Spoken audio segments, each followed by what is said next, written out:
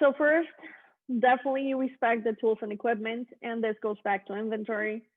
So not only do you need to respect tools and equipment that are already in the kitchen, you need to respect your own tools and equipment. Obviously, for some of us, it's going to sound easier to care for our tools and equipment than to care for whatever's in a shared commercial kitchen. However, at the end of the day, your product is going to be there. So you need to respect and care for all the tools and equipment, whether they're yours or the kitchen's, equally. At the end of the day, it's your product and it's your name.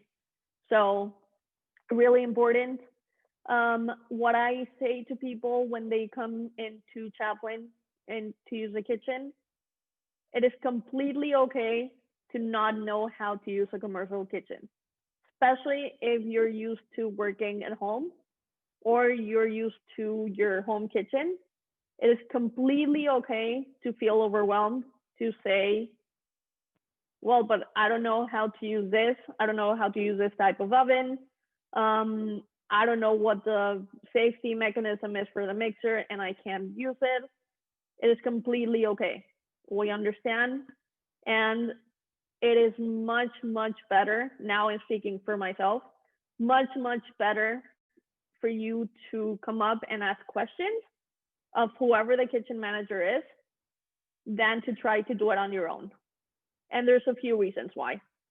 Obviously, if you don't know what you're doing, you may damage yourself, you may damage the equipment, and at the end of the day, you're going to damage your product, you're going to damage your ingredients, and that is money down the drain that you're wasting on product. So extremely important. Most kitchen managers, if not all, are there to help you, are there to show you around their kitchen. If you've ever worked in a commercial kitchen, you know that people that manage kitchens, that is their baby, and we tend to be OCD as far as cleaning and organization. So really, if you are the type of person that just says, oh, I'm going to test it out and see what happens, that is really not the best idea. We will be much happier to assist you and show you around. And that is something that I do often. So there are ways of doing that. There are ways of learning. Definitely, I would say not only do you need to know what types of tools and equipment you're using, you also need to know your way around the kitchen.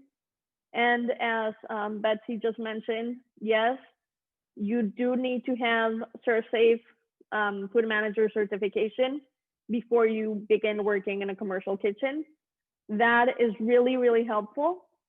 And that is helpful mostly because it tells you about all the different foodborne illnesses, which especially now during COVID, we really need to be aware of. We really need to understand what those are. And that will help you understand how to be food safe, how to make your products food safe, and avoid any issues that you may have.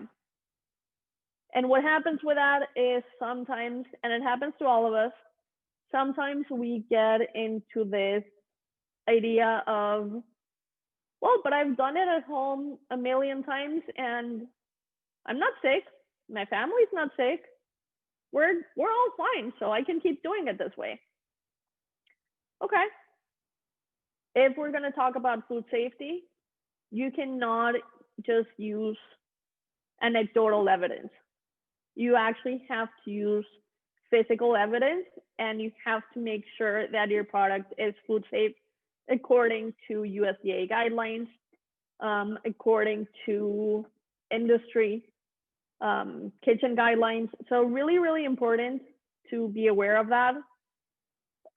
Again, especially now that we're dealing with COVID, but even then, even when we're out of this, especially working in a shared commercial kitchen, there tends to be the possibility of having more cross contamination just because there are more people in the kitchen. Um, that means there are more allergens in the kitchen. So really important, even if, for example, you're not using any peanuts in your product, if the person that just used that bench or that counter was using peanuts and the counter was not properly sanitized, now your product may be at risk. So really, really important to make sure that not only is your space clean, but that you leave it clean when you leave. So you have to clean it as you arrive, and you have to clean it again as you leave. Extremely, extremely important. Another tip, really plan, plan, plan, and keep planning. This, if you have been in industry and kitchens, you may have heard of mise en place. So mise en place means everything in its place. What we call this is absolutely everything you need to start production before you begin. So that means all your tools, all your equipment. If you're going to be using an oven, preheating the oven. If you are using cupcake liners, making sure you have the liners available. If your ingredients need to be diced, making sure you have all the ingredients diced before you begin. So making sure everything is there and completely ready to go. So that is, again, something that sometimes we need to learn as we move from a home kitchen into a commercial kitchen. Why? Biggest reason, when we're at home, we tend to have smaller kitchens. So it really makes no difference if, or not a big difference, if we forget something in the fridge and we have to go get it and chop it as we move along. In a commercial kitchen, the fridge may be a 5-minute walk away, or maybe the ovens may be in a different room. So extremely important that you know everything that you need to do. If you have a product that you need to cool, do you have a speed rack ready to cool your product? Or do you need gloves? Do you need towels? How are you going to get it out of the oven? That is all things that may sound really simple, but once you move into a commercial kitchen, you need to be aware of that, and you need to be aware of the changes that you need to make. So plan, plan, keep planning. When entrepreneurs or even students in my classes are about to cook something, I tell them, before you go into the kitchen, give me your production list. Give me your prep list.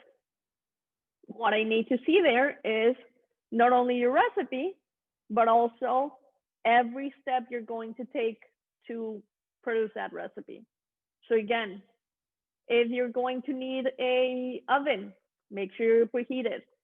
If you know you're going to be using a blender, make sure you have your blender next to you, or a food processor, or anything that you're going to need, make sure that it's ready to go, so you're not running around. And this will be especially important if you are in a shared kitchen, because let's say 2 of you are making ice cream and you decide you're going to make ice cream at the same time. Clearly, that's not going to work, right? So if you have a proper prep list and a production list, you can go ahead and say, at 1 p.m., I'm going to need the ice cream machine. Are you going to use it? And then there will be some sort of compromise. So extremely, extremely important.